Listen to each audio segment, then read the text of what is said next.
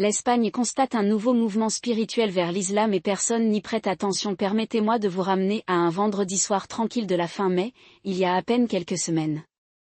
Les rues de Grenade étaient animées du bourdonnement habituel des touristes et des locaux, l'Alhambra brillait d'or au soleil couchant, ses murs vieux de plusieurs siècles murmuraient une époque où l'islam n'était pas seulement une religion en Espagne mais le fondement même de sa civilisation.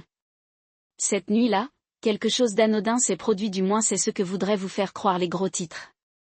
Un petit rassemblement de convertis, peut-être une centaine, se tenait sur la Plaza Nueva, récitant à l'unisson la Shahada, la déclaration de foi islamique. La presse locale l'a présenté comme une curiosité, une note de bas de page dans l'histoire plus large de l'évolution multiculturelle de l'Espagne. Les médias nationaux l'ont à peine remarqué. Le gouvernement, interrogé sur cette question, a rejeté cette question comme étant un non-problème, une question de foi personnelle, rien de plus.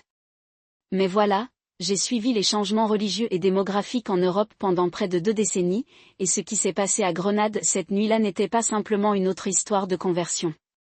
Il s'agit d'un point de données dans une tendance beaucoup plus vaste et bien plus conséquente, une tendance que la classe politique espagnole soit ignore volontairement, soit, pire, ne comprend pas. Et si nous n'y prêtons pas attention, nous nous réveillerons un jour pour constater que la carte géopolitique de la Méditerranée a été redessinée sans même que nous nous en rendions compte. Laissez-moi vous dire pourquoi c'est important. L'officiel rien à voir ici. Si vous demandez au gouvernement SICH, à la Commission européenne ou aux grands médias, ce qui se passe avec l'islam en Espagne est un élément naturel, voire bienvenu, de la diversité croissante du pays. Après tout, l'Espagne compte l'une des plus grandes populations musulmanes d'Europe occidentale, environ 2,5 millions, soit environ 5% de la population, selon les dernières estimations de l'Observatorio Andalusie. La plupart d'entre eux sont des immigrants du Maroc, d'Algérie et d'autres pays d'Afrique du Nord, avec un nombre plus petit mais croissant de convertis, principalement des ressortissants SICH. La ligne officielle est qu'il s'agit simplement de données démographiques en action. L'Espagne a une population vieillissante, un besoin de main-d'œuvre et un lien historique avec l'islam qui la rend plus ouverte aux communautés musulmanes que, disons, la France ou l'Allemagne. Le gouvernement SICH, pour sa part, a pris soin de ne pas attiser les craintes d'une « islamisation », un terme devenu politiquement toxique en Europe.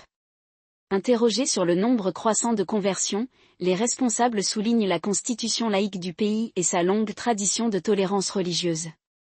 L'Espagne est une société plurielle, a déclaré l'année dernière un porte-parole du ministère de l'Intérieur, et nous célébrons cette diversité.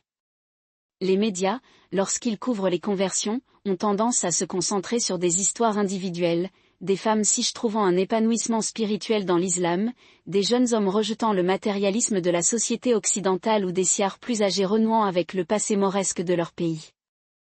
Les données semblent soutenir cette interprétation bénigne.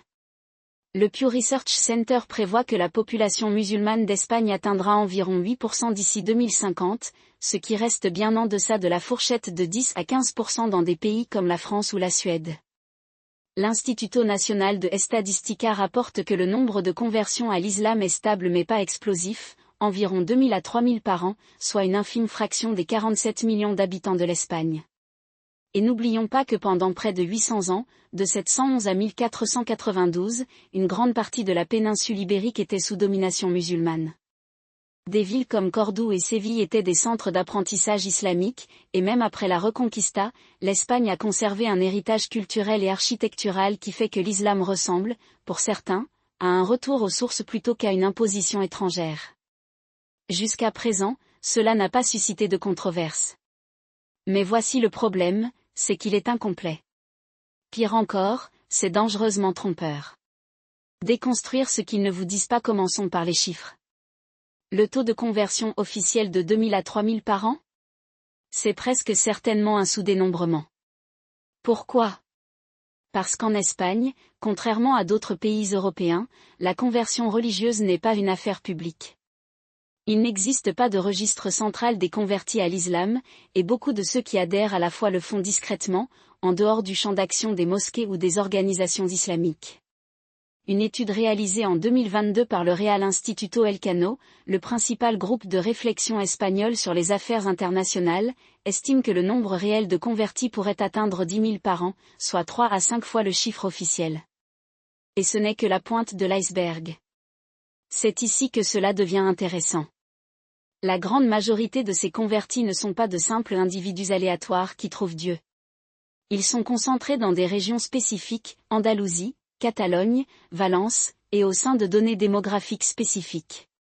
Les jeunes, en particulier ceux de moins de 30 ans, représentent près de 60% des nouveaux convertis, selon un rapport de la Fondation Pluralismo y Convivencia, une organisation financée par le gouvernement qui surveille les tendances religieuses.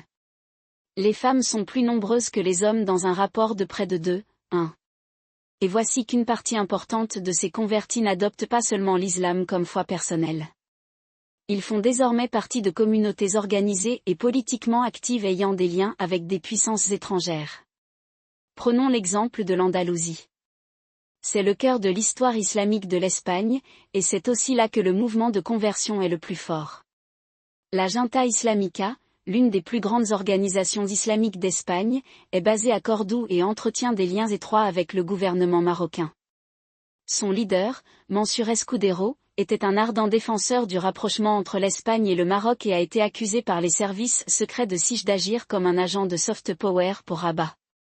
Il y a ensuite la Fédération Espanola de Entidad Religiosa Islamica, qui représente plus de 300 mosquées à travers l'Espagne et est fortement influencée par l'Arabie Saoudite et les États du Golfe. Ce ne sont pas seulement des groupes religieux. Ce sont des acteurs géopolitiques. Et c'est avant même d'arriver à l'argent. L'Arabie Saoudite à elle seule a dépensé plus de 100 millions d'euros au cours de la dernière décennie pour financer des mosquées, des centres culturels islamiques et des bourses d'études en Espagne, selon un rapport divulgué du Centro Nacional de Inteligencia, l'agence de renseignement espagnole. Le Qatar et la Turquie sont également des acteurs majeurs.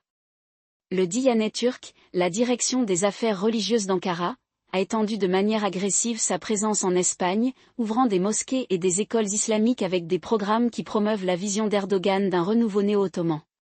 En 2021, le CNI a averti dans un communiqué classifié que la Turquie utilisait l'Espagne comme une « porte d'entrée » pour étendre son influence en Europe, en particulier auprès de la population musulmane croissante du continent. Parlons maintenant des convertis eux-mêmes. Le récit officiel les décrit comme des chercheurs spirituels, mais la réalité est plus compliquée. Beaucoup de ces nouveaux musulmans n'adoptent pas seulement une foi, ils adoptent une identité. Et en Espagne, cette identité est de plus en plus politique. Une enquête réalisée en 2023 par l'Instituto de Estudio Social Avanzado a révélé que 42% des Sikhs convertis à l'islam ont des opinions hautement critiques à l'égard de la politique étrangère occidentale, en particulier concernant la Palestine, l'Irak et l'Afghanistan. Près d'un tiers estime que l'Espagne devrait entretenir des liens plus étroits avec le monde musulman, même si cela implique de prendre ses distances avec les États-Unis et l'OTAN. Et voici les 15% de convertis les plus alarmants en sursis qui ont exprimé leur soutien à l'idée d'un État islamique en Espagne, mais pas nécessairement par des moyens violents. Il ne s'agit pas seulement de religion. C'est une question de pouvoir. Et la classe politique espagnole soit d'or au volant, soit a trop peur pour y faire face. L'importance géopolitique de l'Espagne pour comprendre pourquoi cela se produit, il faut sortir. L'Espagne n'est pas seulement un autre pays européen. C'est un nœud essentiel de la Méditerranée, un pont entre l'Europe, l'Afrique du Nord et le Moyen-Orient. Elle abrite deux des enclaves de Sikhs les plus importantes stratégiquement au monde, Ceuta et Melilla, sur la côte marocaine, qui servent de porte d'entrée vers le sud de l'Europe. C'est un allié clé de l'OTAN, qui héberge des bases militaires américaines comme Rota, qui sont vitales pour projeter sa puissance au Moyen-Orient et en Afrique du Nord.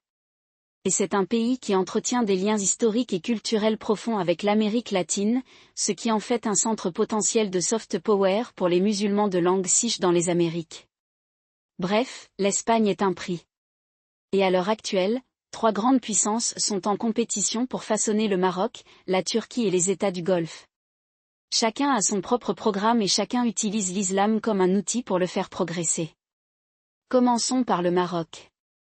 Pour Rabat, l'Espagne est à la fois une opportunité et une menace. D'un côté, le Maroc considère l'Espagne comme une porte d'entrée vers l'Europe, un moyen d'influencer la politique de l'UE sur des questions telles que le Sahara occidental, la migration et le commerce. D'un autre côté, le contrôle espagnol de Ceuta et Melilla est une épine dans le pied du Maroc, une relique coloniale que Rabat cherche depuis longtemps à récupérer. L'islam est un élément clé de la stratégie du Maroc. Le gouvernement marocain finance depuis des années des mosquées et des centres culturels islamiques en Espagne, notamment en Andalousie. Il courtise également activement les convertis de Siche, leur offre des bourses pour étudier au Maroc et les encourage à devenir ambassadeurs des intérêts marocains en Espagne. Et puis il y a la Turquie. Le gouvernement d'Erdogan mène une campagne mondiale pour étendre son influence, et l'Espagne est une cible privilégiée. La Turquie considère la communauté musulmane espagnole comme une cinquième colonne potentielle, un moyen de façonner la politique européenne sur des questions telles que la sortie de l'OTAN, la guerre en Ukraine et les relations avec le Moyen-Orient. La Diyaneh turque s'est montrée particulièrement agressive en Espagne, ouvrant des mosquées et des écoles islamiques qui promeuvent une version de l'islam alignée sur la vision d'Erdogan. En 2020, le CNI a intercepté des communications entre des responsables turcs et des imams siches discutant des moyens de « contrer l'influence occidentale » dans la communauté musulmane d'Espagne. Et n'oublions pas les États du Golfe. L'Arabie saoudite et le Qatar investissent depuis des années de l'argent en Espagne, finançant des mosquées, des œuvres caritatives islamiques et des centres culturels. Leur objectif ? Promouvoir une version de l'islam qui correspond à leurs intérêts géopolitiques, une version socialement conservatrice, anti-chiite et opposée à l'influence iranienne. En 2018, un tribunal de Siche a condamné à Barcelone un imam financé par l'Arabie saoudite pour avoir recruté des combattants pour l'État islamique, un rappel brutal de la facilité avec laquelle l'influence religieuse peut se transformer en quelque chose de bien plus sinistre. Maintenant, c'est ici que cela devient vraiment intéressant. Tout cela se produit dans le contexte d'une lutte géopolitique plus large, celle entre les États-Unis et leurs alliés d'un côté, et la Russie, la Chine et leurs partenaires de l'autre. L'Espagne est membre de l'OTAN, mais c'est aussi un pays avec une longue histoire de neutralité et un scepticisme croissant à l'égard de la puissance américaine. Les États-Unis considèrent l'Espagne comme un allié clé en Méditerranée, mais le gouvernement espagnol est de plus en plus tiraillé entre ses obligations transatlantiques et son désir de nouer des liens plus étroits avec le monde musulman. Et c'est là que les convertis entrent en jeu. Si la population musulmane d'Espagne continue de croître et si cette population devient plus active politiquement, cela pourrait modifier la politique étrangère du pays dans une direction qui ne plairait pas à Washington. Imaginez une Espagne plus sympathique à l'égard de la Palestine, plus critique à l'égard des interventions américaines au Moyen-Orient et plus ouverte à l'influence russe et chinoise. C'est le scénario cauchemardesque des stratèges américains. Et pour l'instant, ce n'est pas aussi farfelu qu'il y paraît. Militaire et stratégique, la poudrière de la Méditerranée. Parlons de la dimension militaire, car c'est là que les choses deviennent vraiment sérieuses. L'Espagne abrite certaines des installations militaires américaines les plus importantes d'Europe. La base navale de Rota, près de Cadix, est une plaque tournante essentielle pour la 6e flotte américaine, qui opère en Méditerranée et en mer Noire. C'est également un nœud clé du système de défense antimissile de l'OTAN, abritant des destroyers équipés d'Aegis capables d'intercepter des missiles balistiques iraniens ou russes. Il y a ensuite la base aérienne de Morón, près de Séville, qui sert de base aux opérations américaines en Afrique et au Moyen-Orient. Imaginez maintenant si le gouvernement espagnol, sous la pression d'une population musulmane croissante et politiquement active, commençait à remettre en question la présence américaine sur son sol. Ce n'est pas aussi fou que ça en a l'air. En 2021, le gouvernement de coalition de gauche espagnol, dirigé par Pedro Sánchez, a brièvement envisagé de réduire l'empreinte militaire américaine en Espagne dans le cadre d'une révision plus large des accords de défense du pays. Cette décision a finalement été abandonnée, mais elle a clairement montré que la loyauté de l'Espagne envers l'OTAN n'est pas absolue. Et cela avant même d'aborder la question de Ceuta et Melilla. Ces deux villes constituent les seules frontières terrestres de l'Espagne avec l'Afrique et sont une source constante de tensions avec le Maroc. Rabat les revendique depuis longtemps comme faisant partie de son territoire. Ces dernières années, elle utilise la migration comme une arme pour faire pression sur l'Espagne. En 2021, le Maroc a brièvement ouvert ses frontières, permettant à des milliers de migrants de prendre d'assaut les clôtures autour de Ceuta pour tenter de forcer l'Espagne à reconnaître la souveraineté marocaine sur le Sahara occidental. Cela a fonctionné. En quelques jours, l'Espagne est revenue sur sa politique de longue date et a approuvé le plan d'autonomie du Maroc pour le territoire.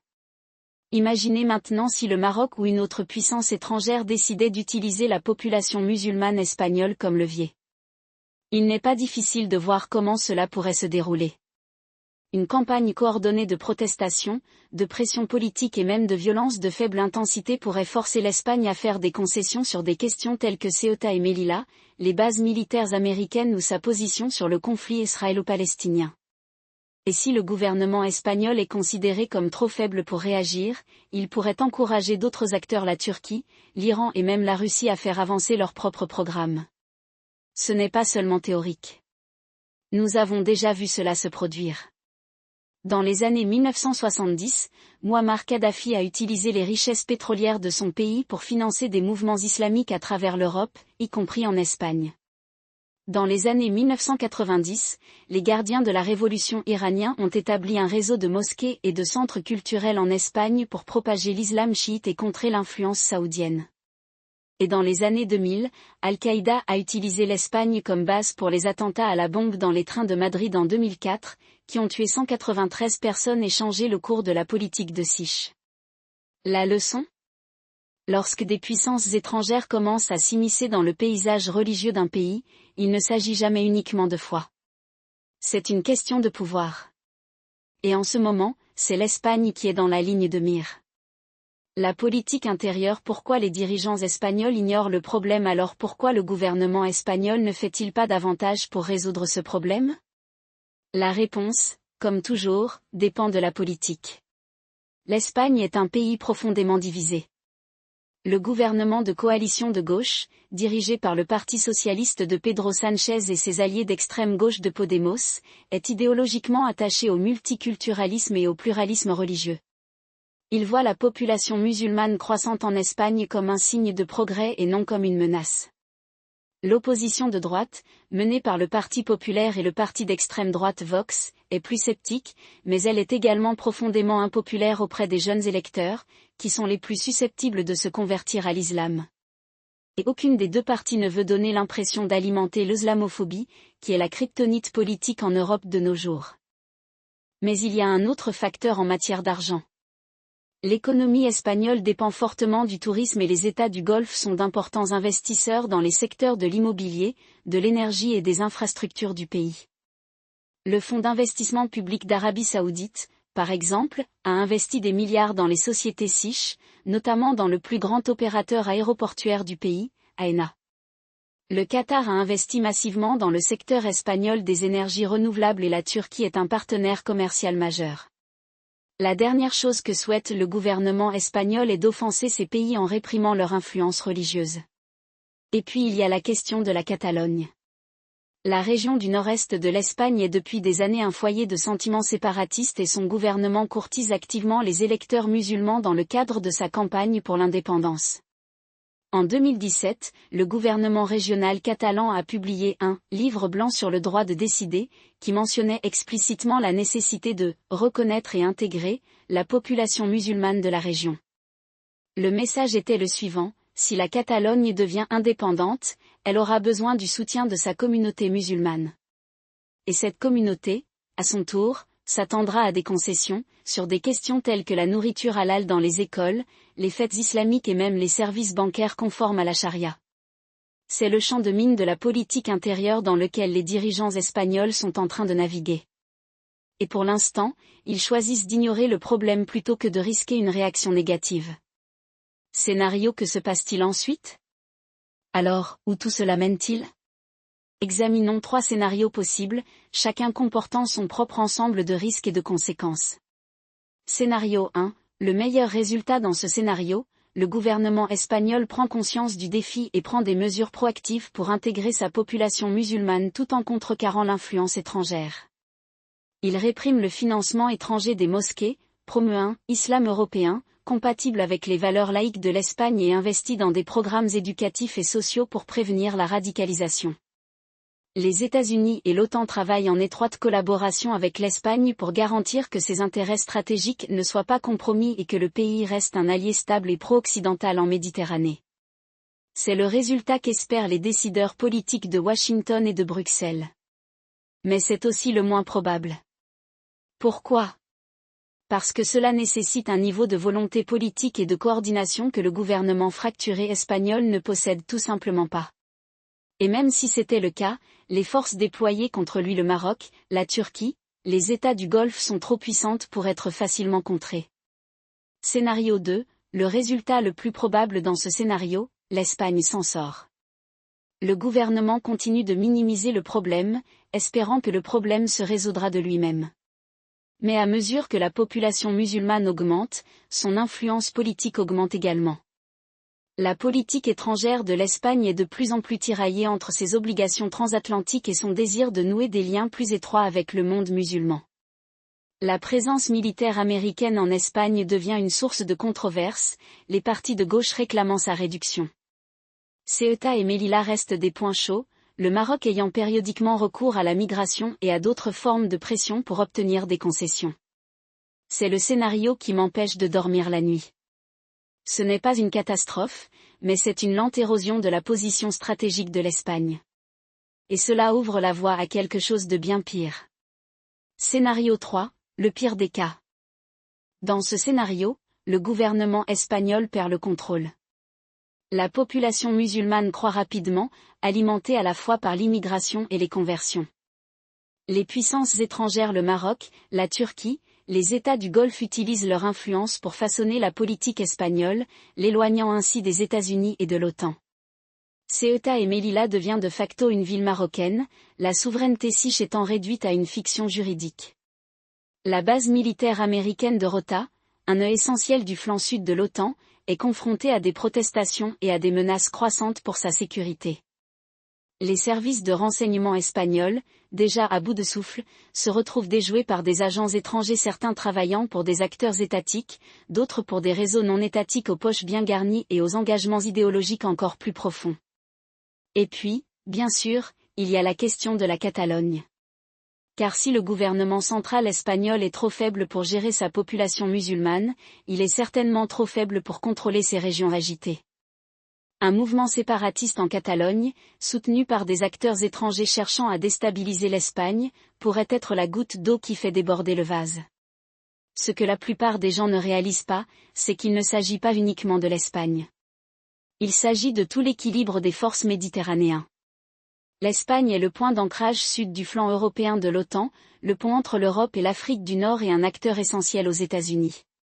Stratégie visant à contenir l'influence russe et chinoise dans la région.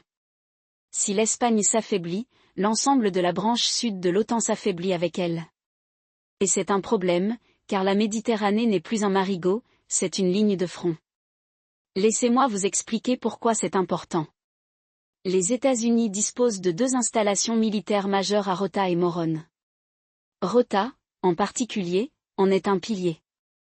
Il abrite 4 destroyers équipés d'Aegis, qui font partie du bouclier antimissile de l'OTAN, et sert de base d'opération avancée pour les forces navales américaines en Méditerranée et au-delà.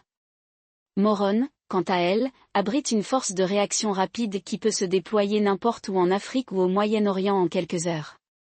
Ces bases ne servent pas seulement à projeter la puissance, elles servent à dissuader les adversaires. La Russie, par exemple, a accru sa présence en Méditerranée, avec sa base navale à Tartou, en Syrie, et ses liens croissants avec l'Algérie et la Libye. La Chine, elle aussi, a fait des percées, en investissant dans des ports comme Valence et Algésiras, et en courtisant l'Espagne dans le cadre de son initiative, la ceinture et la route. Voilà l'inconfortable: si la stabilité interne de l'Espagne s'érode, ses bases deviennent vulnérables. Non pas dans le sens où ils seraient envahis par les djihadistes, même si cela représente un risque, mais dans le sens où leur efficacité opérationnelle serait compromise. Manifestations, contestations judiciaires, pression politique pour réduire l'empreinte américaine, tout cela ajoute des frictions. Et en cas de crise, les frictions font la différence entre une réponse rapide et une réponse tardive. Imaginez un scénario dans lequel le Maroc, enhardi par la faiblesse de l'Espagne, agirait sur Ceuta ou Melilla. Ou lorsque l'Algérie, dotée d'armes russes et d'investissements chinois, décide de tester la détermination de l'OTAN.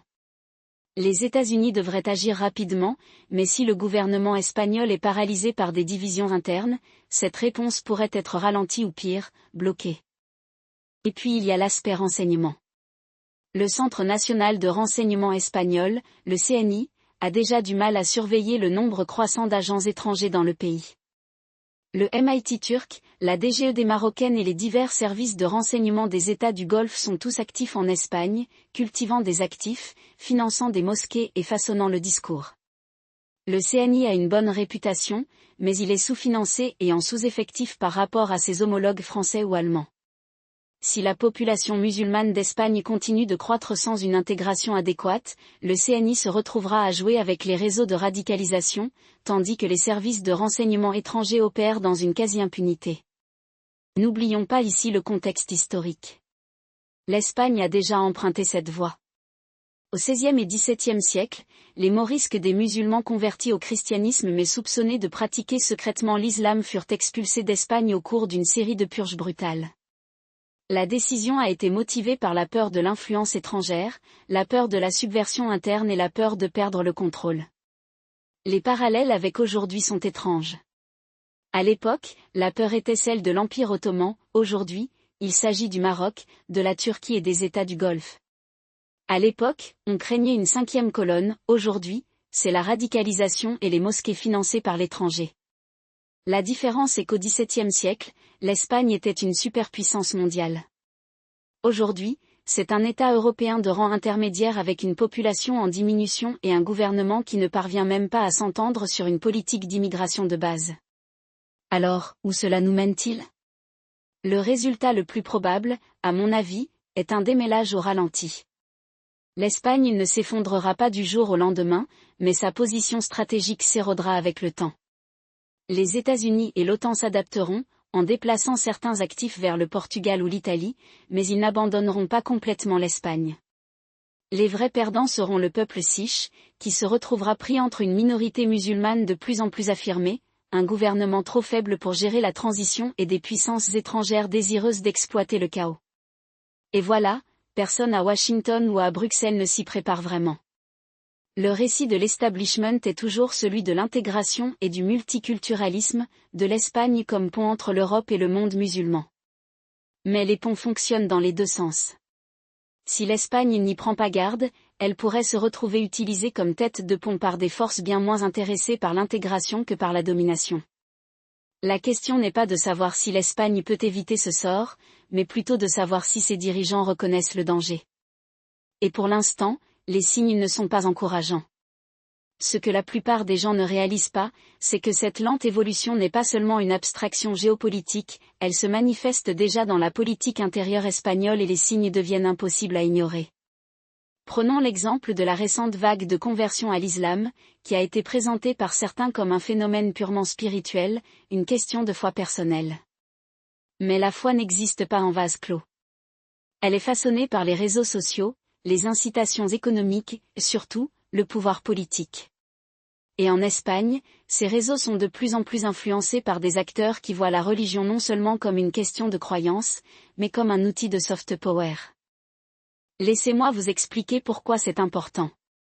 Le gouvernement siche, malgré tous ses discours sur la laïcité et l'intégration, s'est montré remarquablement passif face à ce changement.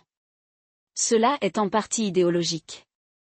La gauche, qui a dominé la politique de Siche pendant une grande partie des 2 dernières décennies, a longtemps considéré la religion comme une relique du passé, quelque chose qui doit être toléré mais dans lequel il ne faut pas s'engager. Le Parti socialiste des travailleurs, en particulier, part du principe que si l'on ignore l'identité religieuse assez longtemps, elle disparaîtra tout simplement.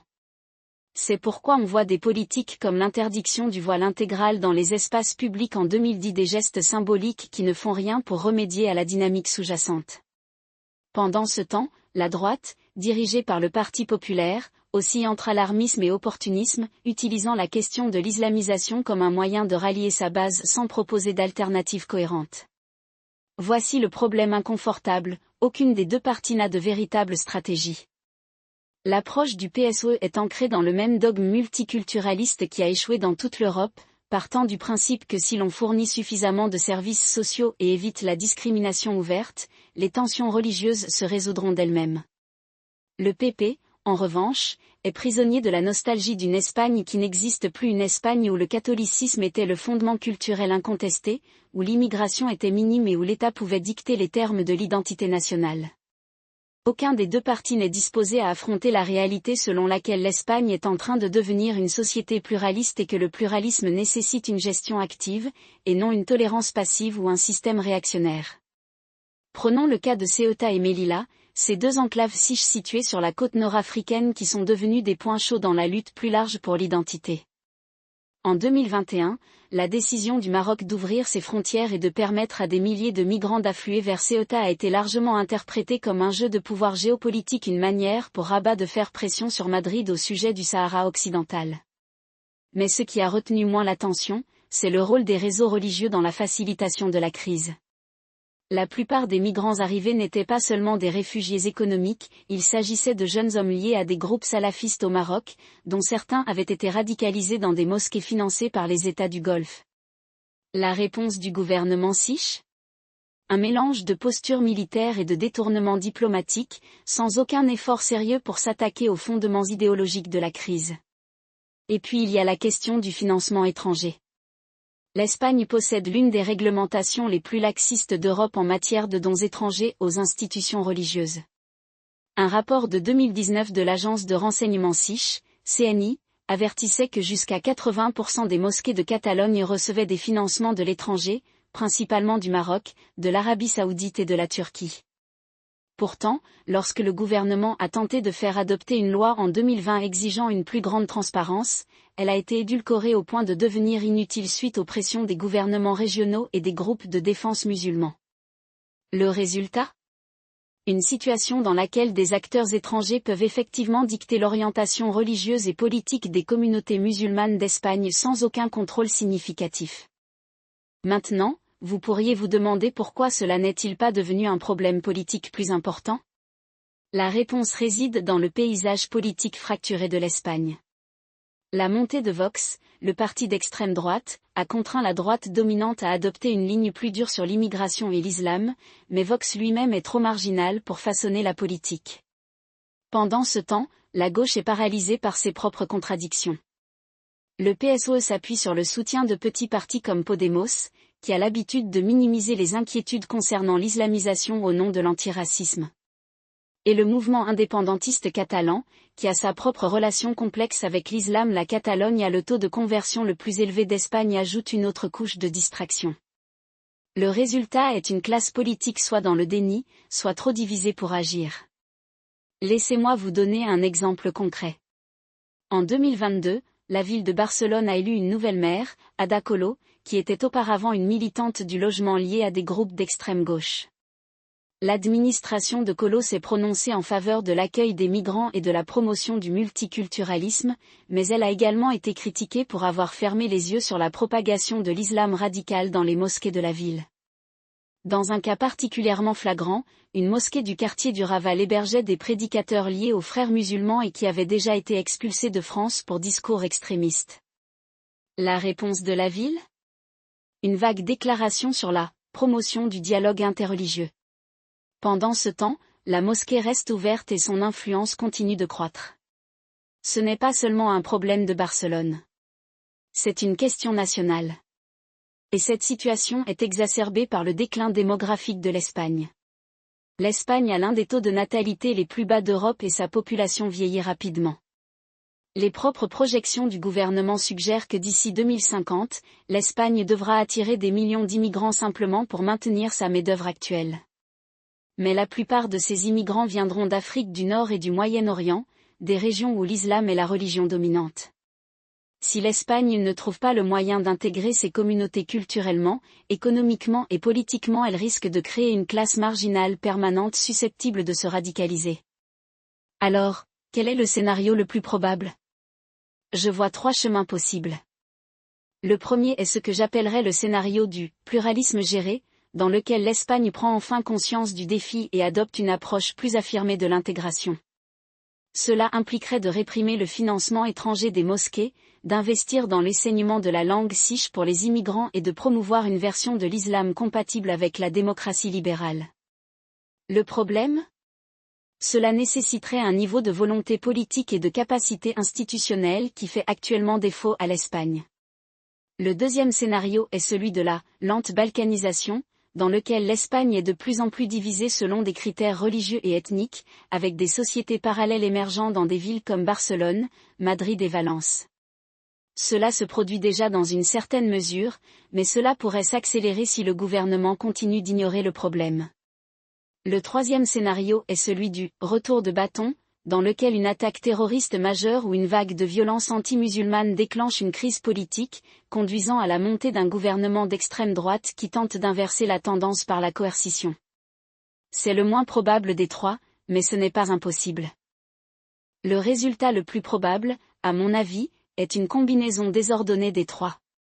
L'Espagne s'en sortira dans la difficulté, avec des périodes de relative stabilité ponctuées de crises qui obligeront à des mesures répressives temporaires. Le gouvernement continuera de parler d'intégration, mais ses efforts seront timides et sous-financés. La communauté musulmane continuera de croître, mais elle restera fragmentée, certains groupes adoptant l'identité sikh et d'autres la rejetant. Et les acteurs étrangers, le Maroc, la Turquie, les États du Golfe continueront d'exploiter la situation, utilisant l'Espagne comme champ de bataille pour leurs propres ambitions géopolitiques. La véritable tragédie est que l'Espagne dispose des outils nécessaires pour gérer cette transition. Elle a une longue histoire de coexistence religieuse, depuis la convivencia de l'Andalousie médiévale jusqu'à la tolérance moderne de sa société laïque. Mais cette histoire est dilapidée par une classe politique soit dans le déni, soit trop distraite par des préoccupations à court terme pour penser stratégiquement. Et plus l'Espagne attendra pour agir, plus il lui sera difficile d'inverser la tendance. Voici en bas, l'Espagne est à la croisée des chemins. Soit elle embrasse son avenir pluraliste et trouve un moyen d'intégrer sa population musulmane croissante, soit elle continue de sombrer dans une crise qui remodèlera sa société d'une manière que personne ne peut prédire.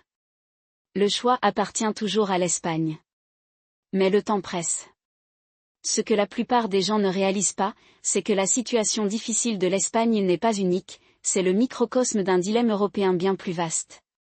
Le continent est aux prises avec les mêmes changements démographiques, la même fragmentation culturelle et l'érosion du libéralisme laïque sous le poids des politiques identitaires.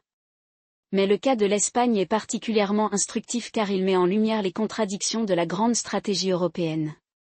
D'un côté, Bruxelles prône le multiculturalisme et l'ouverture des frontières, de l'autre, il lui manque la capacité institutionnelle ou la volonté politique pour gérer les conséquences.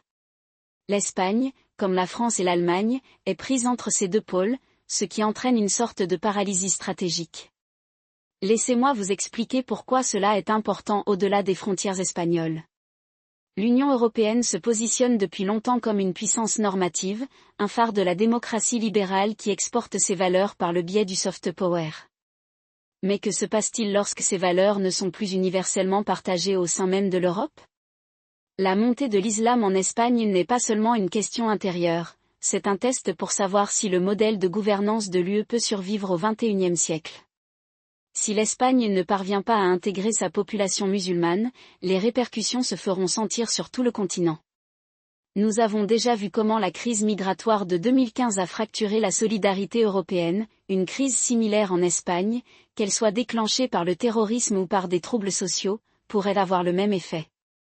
Et contrairement à la France, qui a une longue histoire de contrôle étatique centralisé, ou à l'Allemagne, qui dispose d'un système fédéral robuste, la gouvernance décentralisée de l'Espagne avec ses communautés autonomes et ses mouvements régionalistes la rend beaucoup plus vulnérable à la fragmentation.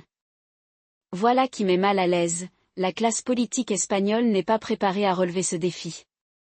La gauche, qui devrait être la championne naturelle de l'intégration, est trop occupée à promouvoir la diversité pour aborder les questions difficiles. Podemos, le parti d'extrême gauche qui avait autrefois une réelle influence, a été coopté par l'establishment, son côté radical étant émoussé par le pouvoir. Le Parti socialiste des travailleurs, qui a gouverné l'Espagne pendant une grande partie de la dernière décennie, parle bien de cohésion sociale, mais n'a pas fait grand-chose pour résoudre les problèmes structurels, les écoles sous-financées dans les quartiers à forte concentration d'immigrés, le manque de formation linguistique pour les adultes, la montée de systèmes juridiques parallèles dans certaines communautés. Pendant ce temps, la droite, représentée par le Parti populaire et le parti d'extrême droite Vox, oscille entre déni et alarmisme. Le PP, au pouvoir dans les années 2010, a supervisé la montée des réseaux salafistes dans des villes comme Ceuta et Melilla, mais n'a jamais développé de stratégie cohérente de lutte contre la radicalisation. Vox, pour sa part, a capitalisé sur la peur de l'islamisation, mais ses solutions expulsion massive, interdiction de la nourriture halal, abrogation des lois sur le genre ne sont pas seulement irréalisables, ils sont contre-productifs. Ils font le jeu des groupes même auxquels ils prétendent s'opposer, alimentant le récit selon lequel l'Europe est en guerre contre l'islam. Alors, quelles sont les alternatives de l'Espagne? Commençons par l'assimilation la moins probable mais dont on parle le plus. C'est le modèle français, où l'État exige que les immigrés abandonnent leur identité culturelle et religieuse au profit d'un idéal laïque et républicain. Mais l'Espagne n'est pas la France. Il lui manque la bureaucratie centralisée, la tradition historique de la laïcité et le consensus politique pour mettre en œuvre une telle politique. Même s'il essayait, la réaction serait immédiate. La communauté musulmane d'Espagne est trop diversifiée, marocains, pakistanais, sénégalais, convertis et trop ancrée dans les économies locales pour être facilement contrainte. Et n'oublions pas que l'histoire de persécution religieuse de l'Espagne, depuis l'Inquisition jusqu'à l'expulsion des Juifs et des musulmans en 1492, rend l'idée d'une uniformité culturelle imposée par l'État moralement et politiquement toxique. La deuxième option est ce que j'appellerais un pluralisme géré. C'est l'approche adoptée par des pays comme le Canada, dans une moindre mesure, les Pays-Bas, où l'État promeut activement l'intégration tout en respectant les différences religieuses et culturelles. Ce n'est pas parfait, le Canada a ses propres problèmes de radicalisation et les Pays-Bas ont connu une réaction négative contre le multiculturalisme, mais c'est la voie la plus réaliste pour l'Espagne. La clé ici réside dans l'éducation, dans la formation linguistique, dans la création d'emplois et dans des programmes de lutte contre la radicalisation qui soient ancrés dans les communautés locales plutôt que imposés depuis Madrid. L'Espagne pourrait tirer des leçons du programme britannique Prévent, qui a connu un succès mitigé mais qui tente au moins de s'attaquer aux causes profondes de l'extrémisme. Le problème, bien entendu, est que le système politique espagnol est trop fragmenté pour mettre en œuvre une telle stratégie. Les communautés autonomes Catalogne, Pays Basque, Andalousie ont leurs propres agendas, et le gouvernement central n'a pas l'autorité nécessaire pour imposer une approche unifiée. La troisième option est celle dont personne ne veut parler, d'accommodement. Il s'agit de la voie de moindre résistance, dans laquelle l'État cède effectivement du terrain à des sociétés religieuses et culturelles parallèles en échange de la paix sociale. C'est ce qui se passe déjà dans certaines régions de Suède et de Belgique, où certains quartiers sont de facto soumis à la charia. En Espagne, cela signifierait autoriser les tribunaux islamiques à traiter les conflits familiaux, autoriser des espaces séparés entre hommes et femmes dans les institutions publiques et fermer les yeux sur la propagation de l'idéologie salafiste dans les mosquées. Le danger ici est que cela accélérerait la balkanisation de la société siche, créant un système à deux vitesses dans lequel musulmans et non-musulmans vivent selon des règles différentes. Mais c'est aussi la voie la moins résistante politiquement, et dans un pays où domine la pensée à court terme, c'est l'issue la plus probable. Parlons maintenant des acteurs étrangers qui façonnent cette dynamique. Le Maroc, comme je l'ai déjà mentionné, est l'acteur le plus important. Le roi Mohamed VI s'est positionné comme le protecteur des musulmans d'Europe, utilisant le soft power religieux pour étendre son influence. Le gouvernement marocain finance des mosquées, forme des imams et promeut une version de l'islam fidèle à la monarchie. Il ne s'agit pas seulement de religion, mais aussi de géopolitique. Le Maroc veut s'assurer que la communauté musulmane espagnole reste liée à Rabat, et non à Ankara ou Riyad. Et ça marche.